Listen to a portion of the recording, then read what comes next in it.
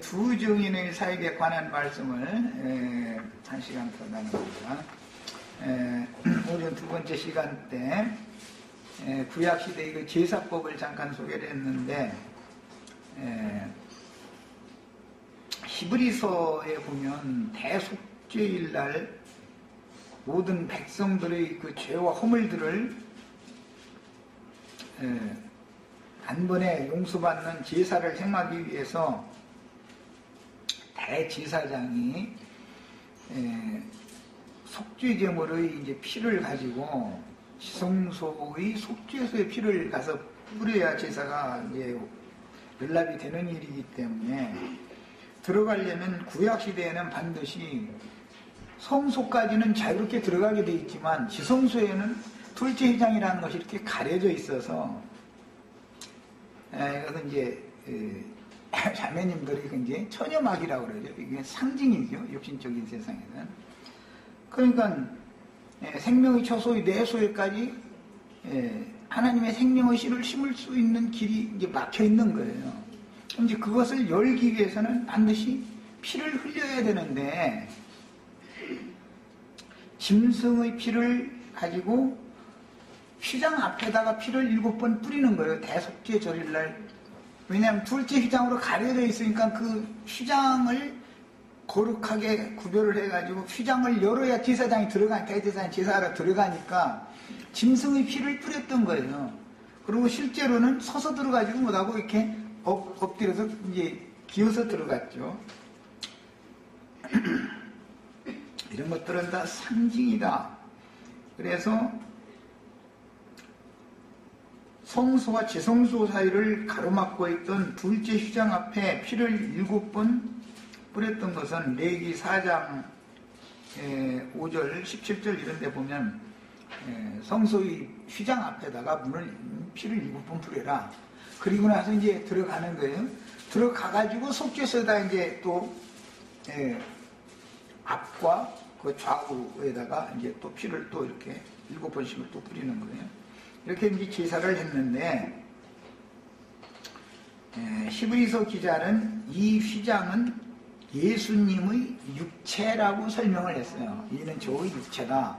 예수님이 마태복음 27장에 보면 큰 소리로 외치면서 그 영혼이 아버지께로 돌아가셨을 때 이에 성전의 휘장이 위에서부터 아래로 찢어졌다.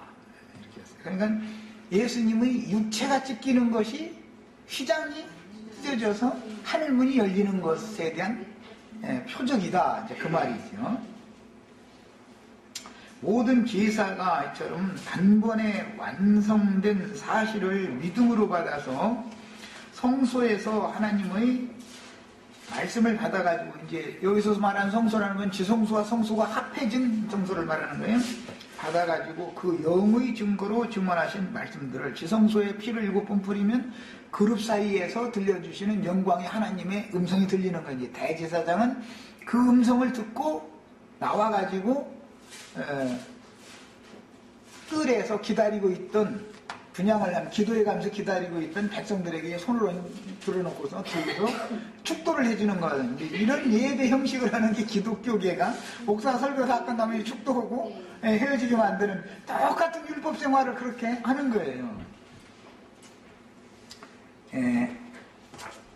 둘째 휘장 앞에 제물의 피를 7번 뿌리는 것은 피 흘림을 통해서 성소의 내면이 완전히 열려서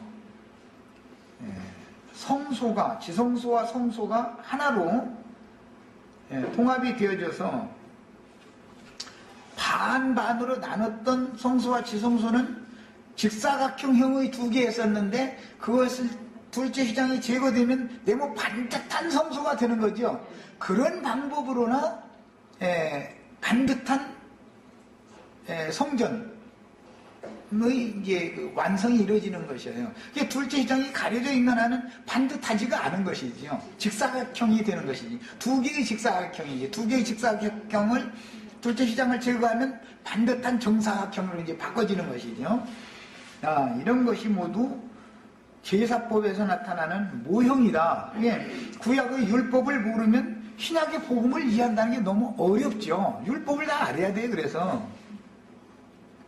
그래서 육신의 죽음을 통해서 육의 몸과 구속하신 영혼이 분리되는 거예요. 예수님의 몸에서 하나님의 것으로 드려질 영혼이 분리되는 것은 예수가 육체로 죽는 거죠.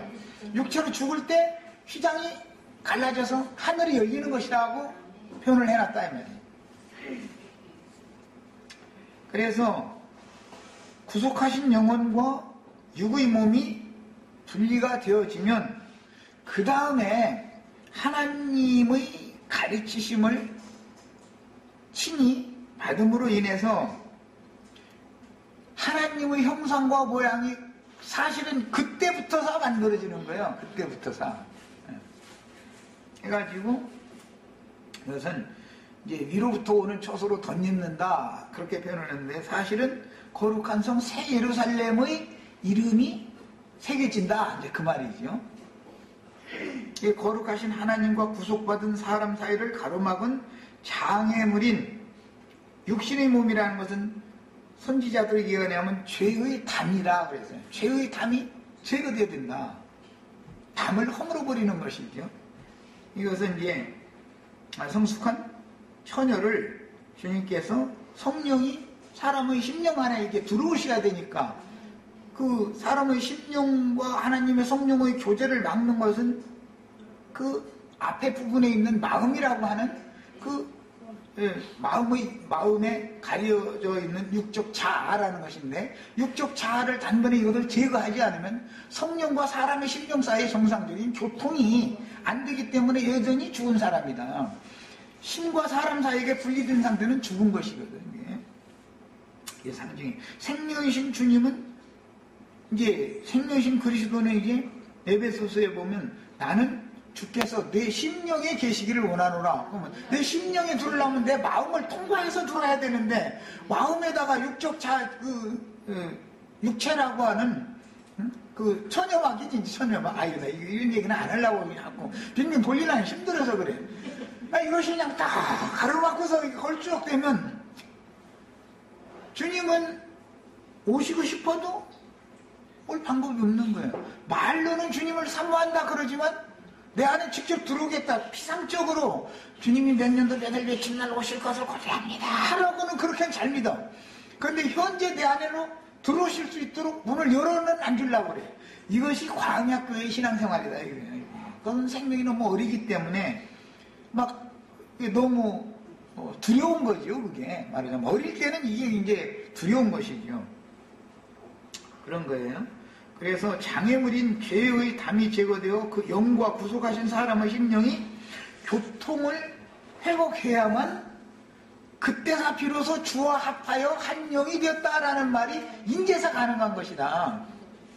주님의 성령은 막혀있고 나의 심령은 마음이 딱 막혀가지고 있으면 한 명이 아직 한 번도 된 적이 없죠. 그래가면서 교리적으로는 내가 믿음으로 말미암아 주 앞에 한 영이 됐다 그러지만 처음에 복음을 믿을 때는 마음에 믿어라 그러지 영으로 믿어라 라고는 않죠. 성경에 마음에 영접을 하는 거예요. 믿는다는 영접을 하는 것인가 마음문을 열고서 영접을 해줘야 성령과 나의 영이 합해서 한 명이 될 수가 있는 것이지 성령 따로 나 따로 그건 아직 주님이 밖에 계시다. 주님이 아직 안 오셨다 이 말이거든. 그런즉 이제는 내가 산 것이 아니요 내 안에 그리스도께서 사는 것이다. 이 말이 아직 이해가 안 되는 사람들이다. 이 사람들은 아직 주님이 아직 안 오신 거 실제로는 그냥 오시기를 그냥 기다릴 뿐이지. 그런데 그런 상태로 죽어도 영원히 안 오실 거다. 이제 문제는 여기에 있는 거예요. 예를 들어서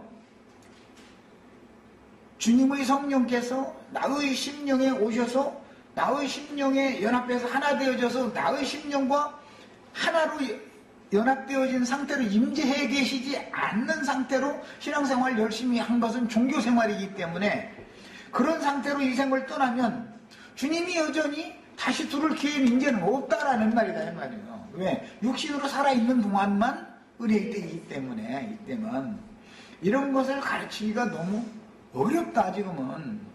특히 그냥 마음으로 믿어 의에 이르고 입으로 시인하여 구원에 이르느니라. 이걸 교리적으로 가르치는 것은 참 쉽지만 당신 자신이 피를 흘려야 된다. 피 흘린 체험이 있냐? 십자가에서 말이야 골고다 언덕에서 예수님이 흘린 피, 그 피로 말미암아 그 피로 막 씻음 받았다 했었는데, 그런데 그 피가 2000년 전에 흘렸던 그 피가 지금 현재 당신과 무슨 관계가 있어야 되는 건데, 피는 생명이니까 생명의 연합인데 당신의 생명의 근거지인 영과 하나님의 성령이 연합을 해야 돼. 나의 심령에 들어와서 그분이 생명을 가지고 와서 생명의 연합을 맺어야 되는 문제인 것인데, 이걸 한번 설명을 해봐라. 그 체험이 있는지. 이렇게 말하면 2000년대 예수님이 나를 위해서 대신해서 피를 다 흘리셨는데 무슨 피를 내가 또 흘리느냐고. 이렇게 나오면 못 당해. 사람들한테는 당할 수가 없어. 예수님이 대신해서 피를 흘린 제사는 율법으로 적용을 하는 것이지요. 짐승이 대속제물로 죽는 것에 대한 상징이니까 주님이 영이 되어져 가지고 나의 심령에 들어오기 위해서 육적 자아를 위로부터 단번에 찢으면 당연히 나에게서 피가 흘려져야 되는 거 아니에요. 그래야 영적 할례인데 피 흘림이 인제사 적용이 된 거잖아. 믿음이. 이것을 알아야 된다. 한번 믿었으면 그 믿은 객관적인 믿음을 가지고 영혼 세계에 가는 게 아니고, 말씀이 나 자신이 되어진 믿음이 화합되어진 믿음을 가지고서나 영원한 세계에 들어갈 수 있는 것이다. 이 관계를 너무 오늘 우리 지체들은 정확하게 알고 계셔야 되겠어요. 그래서 오늘 내가 우리 자매님들 다 남자 만들어 놓는 날이라고 내가 이제 미리 얘기를 그래서 한 거예요. 이런 것이 이렇게 되면 하나님의 집인 교회를 맡은 장로의 직임할 수가 있게 되는 것이다. 이거요. 하나님의 집을 맡은 장로는 믿음의 비밀을 가진 자라야 한다. 이렇게 번역을 해놨어요. 우리 번역에 보면, 디모데서에 보면 이 말은 처음에 말씀을 듣고 믿는 그 믿음을 말하는 게 아니고, 그게 무슨 비밀이요. 지금 안 믿는 사람이 어디가 있어. 세상에 다 믿는데 그게 믿음 비밀이 아니죠.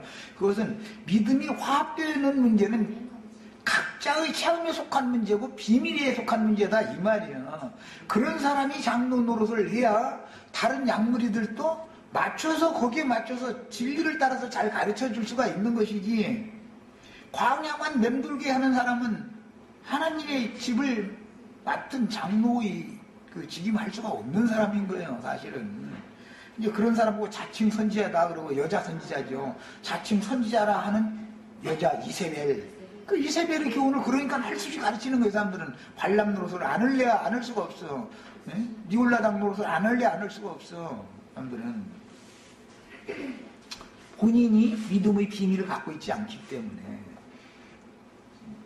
지성소에 나아가는 새롭고 산 길은 저의 육체가 찢어질 때 나도 함께 십자가에 못 박혔고 함께 장사되었다가 함께 부활되어 승천한 사실에 근거하여 우리는 복음을 믿음으로 받아들여서 하늘에 앉혀진 신앙이 시작이 되는데, 이 말은 첫 아담의 모든 죄와 허물들을 대신 짊어진 저의 육체가 죄인들과 하나님 사이를 가로막고 있었으나, 저의 육체가 찢어진 것은, 예수님의 육체가 찢어진 것은 하나의 표적이고 표상인 것이지, 실제적으로는 하나님과 나의 심령의 사이를 가로막고 있는 나의 육체가 찢어져야 되는 것이죠.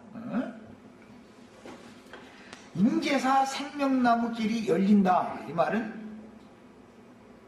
천연하게 제거되어진 사람이나 생명나무 길이 열렸다, 하나님께로 나간 길이 열렸다, 뭐 하늘문이 열렸다, 뭐 이제 여러 가지 이렇게 표현을 하는 거예요. 이 말이 꼭 우리 지체들이 이해가 되어져야 이제 이 사람들이나 하늘의 장작교회를 건축할 수가 있는 것이다. 이 사람들이나. 이게 이제 영원한 집을 짓는 얘기니까, 교회, 땅의 교회를 짓는 것은 친정집만 자꾸 부자되게 만드는 거예요. 그러다 보니까 친정집에서는 전에 우리 김미탱자가 뭐라고 그러는데, 앵벌이를 날마다 시켜, 사람들 내보내가지고. 그 앵벌이 이제 그만해야 돼. 내 집 지야죠. 돈 벌어다. 내가 애써서 돈을 벌었으면 내 돈을 살려야 되는 것이지. 친정아버지한테 주면은 친정아버지는 지 아들한테 주겠다 해가지고 라헬이나 레아한테는 기억 주지도 않아. 그러니까 라헬이 약 올리니까 친정아버지 그 드라비 훔쳐가지고 나온 거 아니야.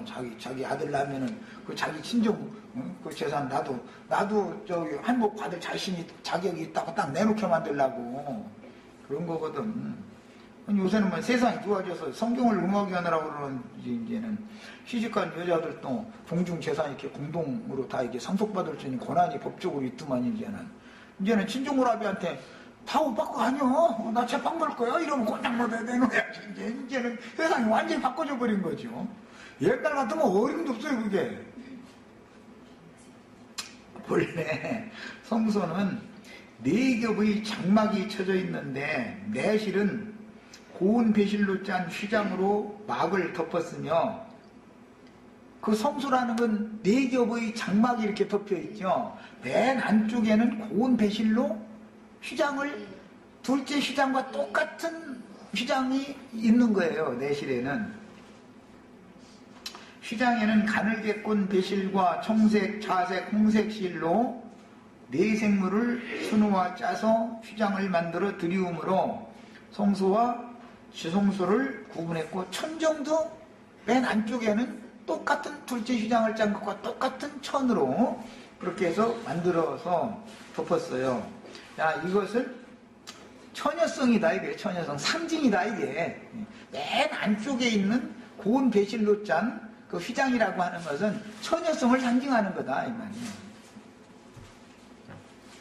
자, 그래서 휘장은 육적 자아를 상징하므로 구속받은 사람들이라도 육신의 생각에 지배를 받는 사람과 영의 생각으로 전환되어져서 영의 생각에 지배를 받는 사람을 정확하게 구분하는 것은 성전에 들어갔을지라도 마당제사만 하는 사람과 둘째 휘장이 제거되어진 성소에서 제사를 하는 사람을 또 나누는 얘기다 지금.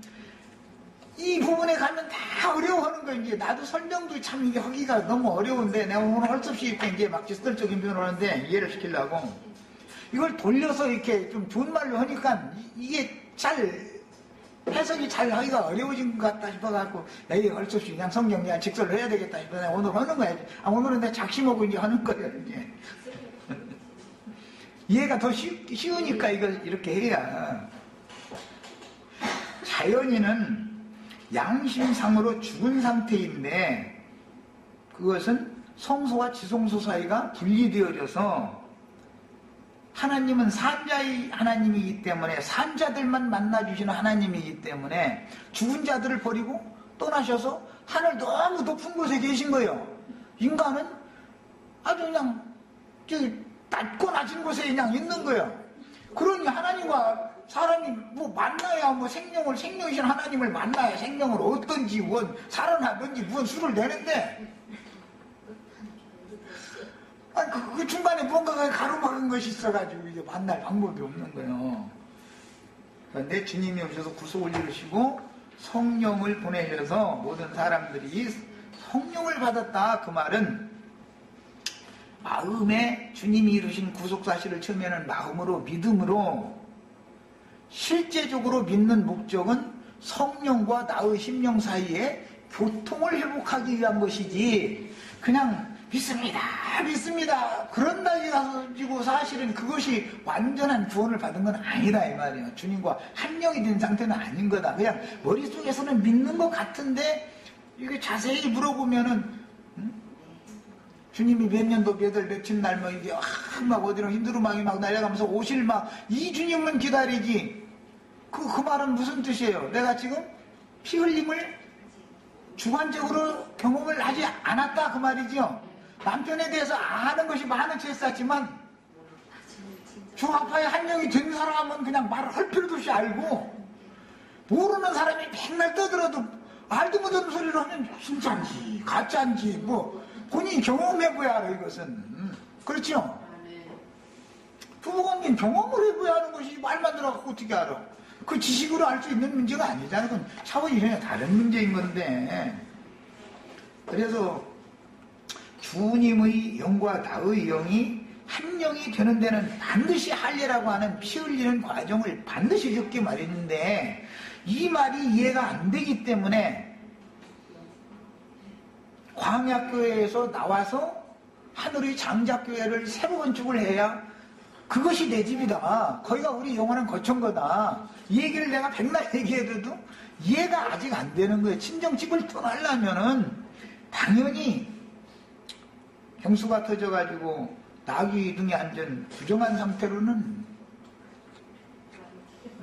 안 되는 거예요. 그래서 라헬이 경수 터졌는데 그 밑에다가 드라빔이 이렇게 자기 깔고 안고 있다는 거예요. 그게 드라빔이 그 안에 있으니 그게 부정이 제거가 안 된 거잖아. 상징이 이게 낙이라고 낙타라고 하는 것은 부정한 짐승이잖아. 레위기 11장에 보면. 다 구름 타고 앉아야죠. 흰구름 타고 앉아야지. 그것은 아직 육이 제거되지 않은 사람에 대한 상징이다 이 말이에요. 자, 그래서 천연적인 사람의 타고난 처녀성이 제거되는 피 흘림이 없으면 그건 주관적인 걸 말하는 거예요. 예수님이 대신 흘려준 피를 마음에 진리를 믿었다 이 얘기를 하는 게 아니에요. 그것이 믿음으로 나 자신의 것으로 화합되는 상태를 난 지금 말하는 거예요. 주님과의 정상적인 혼인생활이 불가능하므로 그분이 일단 내 안에 들어오셔야 내 영혼을 그분의 형상과 모양으로 만들 수가 있는 것이지, 그분이 밖에서는 나의 속을 너희 속에 그리도 형상이 이루어져라 그러지 너희 밖에 이루어져라 이런 말은 없죠. 내 속에 들어오셔야 온 구원자가 여기서 살아 계셔야 온 그분의 형상과 모양으로 뭐 구원을 이루든지 말든지 그러는데, 밖에서 계속 그분이 밖에서만 하나님이 내 속에 들으시다니 나 같은 천한 미천한 이런 부정한 그릇 속에 어떻게 들으시냐고, 거룩한 하나님 거기에 계셔야 된다고 하면서 막 이러고 막 그냥 머리를 조아리고 이러면 아내가 밥상 차려가지고 방에 들어오면서 진지 드세요 막 이래서 그러면 부부 생활이 되겠어요 이게? 그건 정상적인 부부가 아니죠. 종교적인 거지 그게. 이런 이치를 알아야 되는 거다. 주님은 밥상 차려서 같이 먹어 당연하다고 똑같잖아 이러는데 그냥 막 위에다 올려놓고서 막 주님이 막 거룩한 주님 거기 계셔야 되고 막 이거 막 받들어 드려야 되고 이런 생각을 해서는 안 되는 거다. 그 다음에 진리와 생명의 성령으로 찾아오시면 은혜의 영께서 나의 심령에 들어오실 때 영적 할례를, 이것은 아주 일순간에 행하시는 문제이기 때문에 이것은 각자의 신앙 체험에 속한 문제라 이것을 사람의 말로 설명을 한다는 건 너무너무 어려운 말이에요. 사람의 말로 이걸 어떻게 설명을 해 이걸. 그래서 육적 자아가 단번에 제거되어지는 신비한 믿음의 경험을 한 사람, 그냥 다만 말씀을 귀로만 듣고 믿은 사람과 의의 말씀, 믿음으로 말미암아 의롭다 하심을 받았다 이것을 믿는 사람과 그 의를 이루기 위해서 의의 말씀이 경험되어진 사람은 전혀 내용이 이게 전혀 다른 것이다. 성경이라는 게 그냥 믿음으로 말미암아 의롭다 하심을 받았나니 누워 맞서 보자고 막 이렇게 나오면 이거 어렵죠. 그럼 히브리서에 보면 의의 말씀을 경험을 해야 나의 의는 믿음으로 산다는데, 살아야 된다는데, 내가 주와 함께 살아야 되잖아. 한 영이 되어져가지고. 예, 이처럼 할례받는 피 흘림을 경험한 이후로는 지금까지 광야 생활에서 듣고 보고 배우고 굳어진 정신세계의 모든 것이 새로워진다. 성령이 내 안에 임재하시기 위하여 영적 할례를 행하시고 단번에 딱 들어와서 나와 한 영이 되어져 있는 상태가 되면은 성경을 보는 관점이 딱 바꿔져 버리는 거예요. 신앙생활 자체가 딱 바꾸죠. 이것은 광야교회 신앙생활과 장자교회, 하늘의 장자교회 생활은 다르죠. 광야에서 선받고 죽어는 생활과 가나안 땅에 예루살렘에다가 성전 건축하는 생활이 같을 리가 있어? 전혀 다른 내용이지. 그것을 말해야 되겠어요. 증인들에게 맡기신 이런 지팡이 같은 갈대자에 의하여 이처럼 정확하고 분명한 두 번째 단계의 측량을 반드시 받아야 된다. 두 번째 단계의 측량을.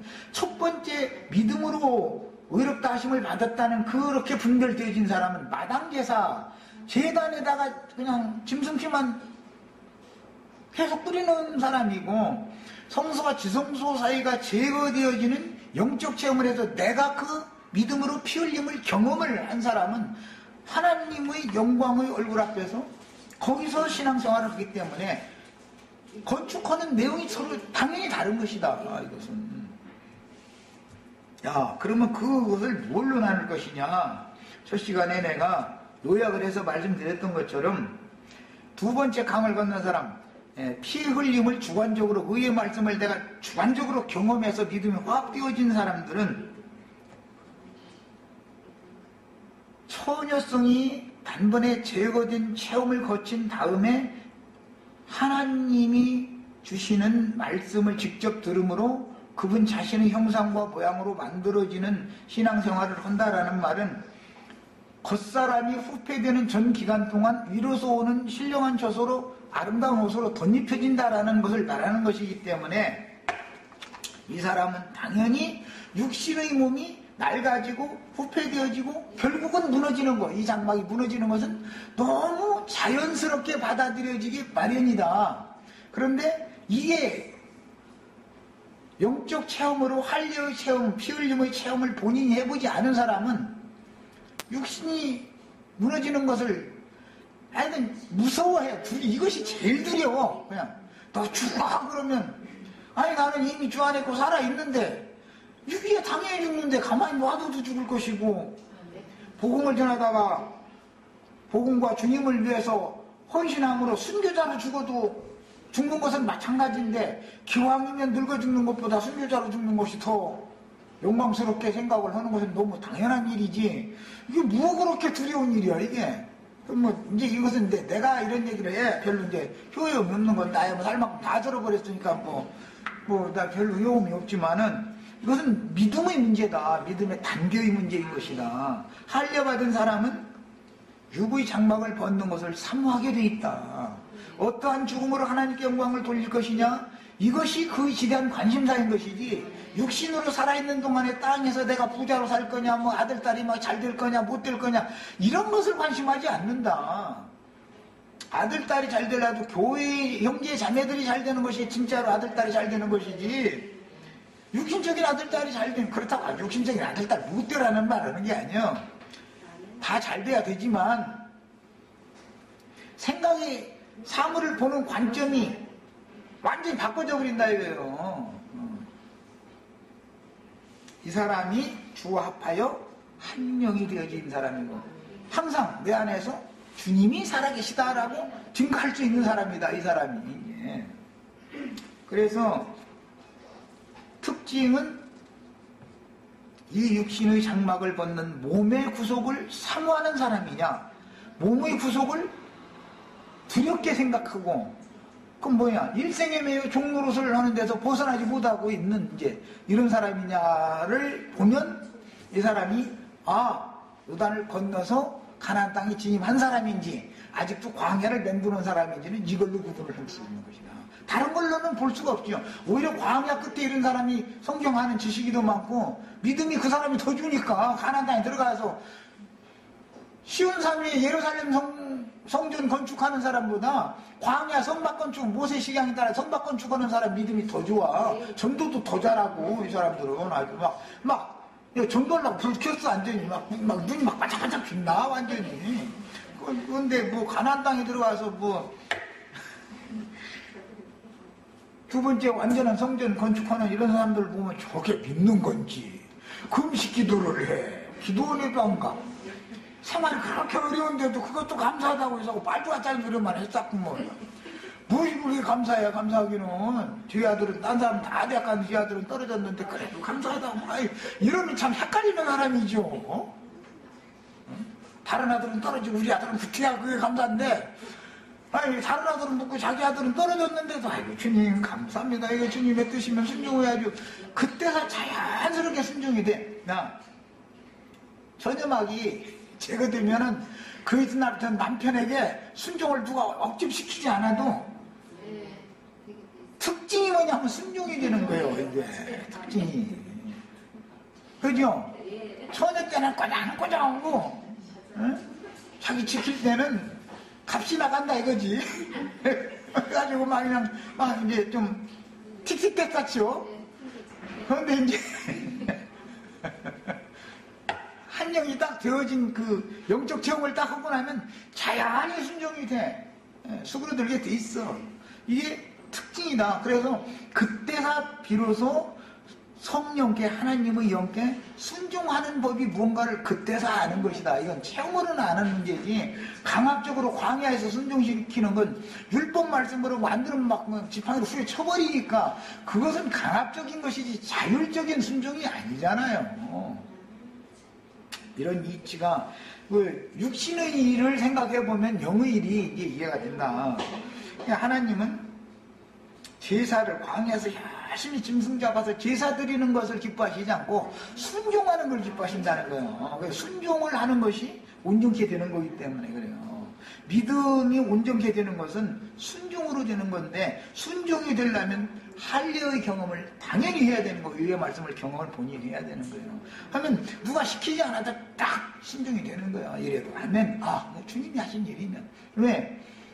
이제 나의 모든 것은 내가 처녀 때는 나의 주관을 가지고 있지만 시집을 일단 가서 같은 부부로서 한 집을 세우는 입장이면은 남편이 잘 되는 것이 내가 잘 되는 것이고 내가 잘 되는 것이 내 남편이 잘 되는 것이고 이건 같은 입장이 되기 때문에 당연히 남편에게 모든 걸 맡기는 것이 그때사 된다고.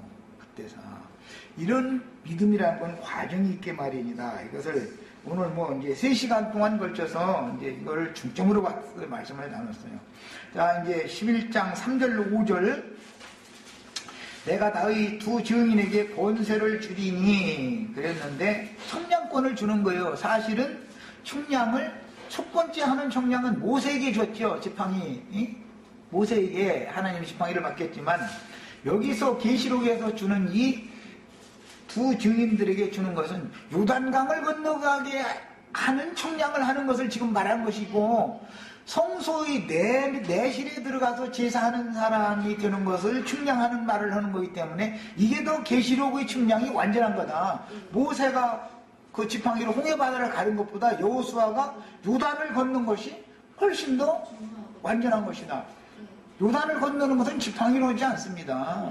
제사장들이 하나님의 말씀에 순종해서 요단 물을 발로 밟을 때 갈라진다.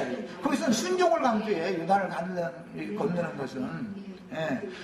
왜 말이 바꿔졌는지를 알아요. 홍해바다는 내 지팡이를 잡은 손을 홍해바다를 향해서 펴라. 그렇게 했더니 이제 갈라졌어요. 그것은 지팡이가 그렇게 한 거예요. 요단은 요단 강물을 제사장이 발로 밟아라라는 말이에요. 그건 정복과 관계가 되잖아요. 그냥 다르지요, 의미가. 이런 의미를 정확하게 이해를 하셔야 되겠어요. 그 다음에 원수들을 소멸하는 권세도 가지고 있어요. 입에서 막 불을 토해내는 말을 하는 거예요. 요한이 엘리야의 심령과 능력으로 번영을 받았다 그랬는데 요한이 무슨 능력이 있어? 헤롯한테 잡혀 들어가서 꼼짝 못하고 죽었는데 그게 인간적으로 보면 그게 무슨 놈의 능력이야. 그러나 성경에 의하면 엘리야의 심령과 능력으로 보냄을 받은 사람의 요한이 뭐냐? 그 이브의 말로 제사장들이었던 사두개인들, 율법사, 바리새인 이런 사람들 보고 막 이 독사의 새끼들하고 누가 너희를 가르쳐서 임박한 하나님의 진노를, 하나님의 심판을 피하는 것을 가르쳐 주라고 하더냐 말. 너희한테는 내 침례, 세리를 하지도 않겠단 말이야. 그런 거예요. 이것이 바로 모세와 엘리야가 가졌던 그런 심령과 능력이 두 증인에게 그대로 온 거예요, 지금. 자, 그 다음에 그들이 이제 굵은 베옷을 입고 1260일 동안 예언을 한다 그랬는데, 짐승들, 무저갱이에서 올라온 짐승들은 42달 동안 일할 권세를 받지요. 짐승 얘기는 13장 5절 읽겠습니다. 42달 동안과 1260일 좀 대비해 드리려고 그러는 거예요. 또 짐승이 과장되고 신성모독을 말하는 입을 받고 또 42달 동안 일할 권세를 받으니라 했어요. 바다에서 올라온 짐승, 땅에서 올라온 짐승, 짐승은 이제 두 짐승이 있는데, 짐승은 용에게서 권세를 받았죠. 두 증인은 힘센 천사에게서 권세를 받았죠. 그래가지고 두 증인은 1260일 동안을 일하는 사명을 받아가지고 왔고, 짐승들은, 무저갱이에서 올라온 짐승들은 42달 동안 일하는 권세를 받았어요. 다 뭘 하느냐면은 말하는 거예요. 참남되고 모독하는 말을 하는 권세를 받은 자들도 있고, 하나님께 영광을 돌리는 말로 영광을 돌리는 증인의 그 권세도 있고, 다 말로 하는 거예요. 이게 말로.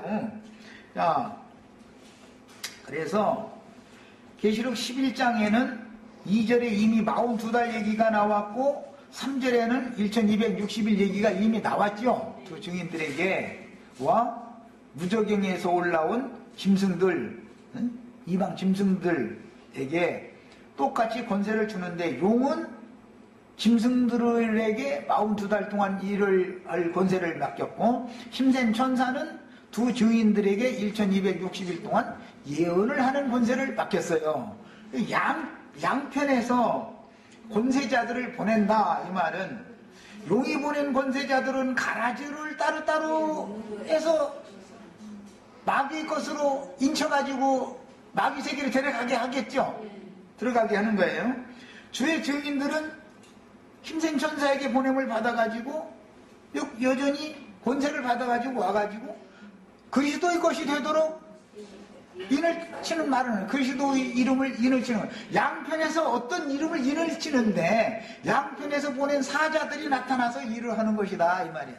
자, 이것도 데살로니가 후서 2장에 보면은 용이 보낸 짐승, 흔히 말하는 적그리스도, 다니엘의 말하면 멸망에 가증한 것이다 그랬고, 멸망의 아들이라고 그랬는데, 이 멸망의 아들이 나타날 때가 있는 것이지 아무 때나 얘가 나타나는 게 아니죠.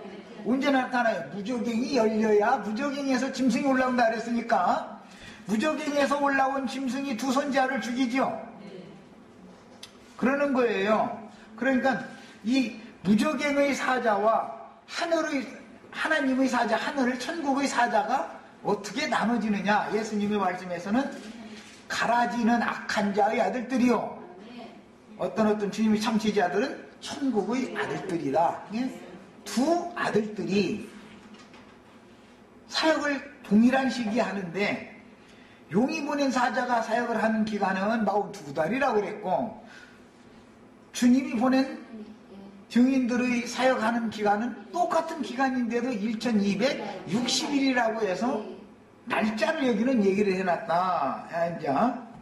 자, 이것은 어디에서 시작이 되는 말이냐면, 사실은 창세기 넷째 날에서 이 시작이 되는 건데, 궁창에 큰 광명 2개와 별들을 창조하시고 나서 그것들을 통해서 일자와, 그 일자는 두 증인들이 사역하는 것과 관계가 되죠. 매 일로 계산을 했으니까.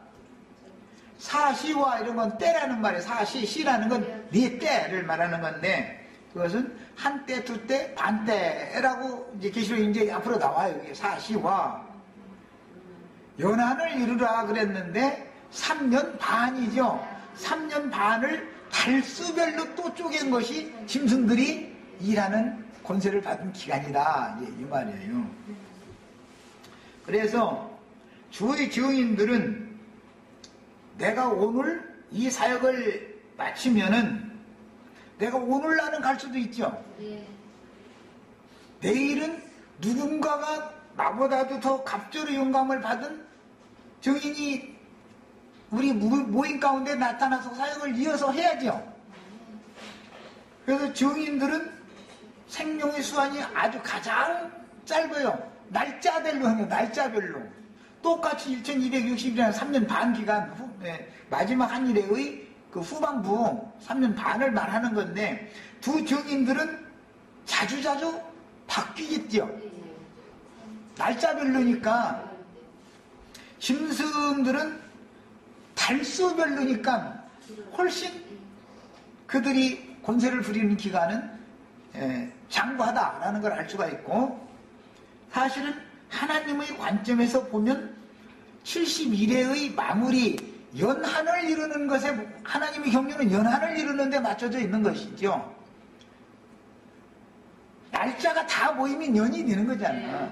그런데 마지막 한 일에는 7년인데 7년의 반이 3년 반이기 때문에 하나님의 완성적인 경륜을 완성하는데 똑같이 그 일을 위해서 쓰임을 받는데 마귀의 사자들도 쓰임을 받고 하늘이 보낸 주의 증인들도 양편에서 쓰임을 받는데 알곡 성도들을 아름다운 옷을 새로 입혀가지고 시집을 보내는 일에 쓰임을 받는 종들은 날짜별로 일을 하는 거야. 날짜별로. 멸망의 아들이 나타나서 하는 일은 달수별로 일을 해. 달로. 그래서 42달이라고 이렇게 돼 있어요. 똑같은 3년 반을 일을 하는데도 말이야. 결과적으로는 마지막 한 일의 마무리 부분인 3년 반을 통해서 70일의 이상을 완결하는데 양편이 다 쓰임받는 거죠. 가라지들을 단으로 묶어서 지옥불에 던져놓는 일도 하나님이 하시는 일이죠. 이걸 해야죠. 추수의 일이에요. 그런데 이것을 알곡 성도들을 주님께로 중매하는 자들이 할 수 있는 일이 아니다. 이것은 그건 마귀의 자식들은 마귀의 사자들이 알아서 할 일이고 주님의 증인들은 알곡들과만 상대를 그렇게만 하는 것이에요. 그런데 마귀의 자식들은 주님의 증인들이 이단자이기 때문에 예수님이나 사도들이 이단자였기 때문에 죽였던 것처럼 신을 모독하는 말을 해가면서 대적을 하고 죽였던 것처럼 그 일을 마귀의 자식들이 하게 되기 때문에 증인들은 알고 보면 무저경에서 올라온 짐승에게 죽임을 당할 수밖에 없는 것이죠.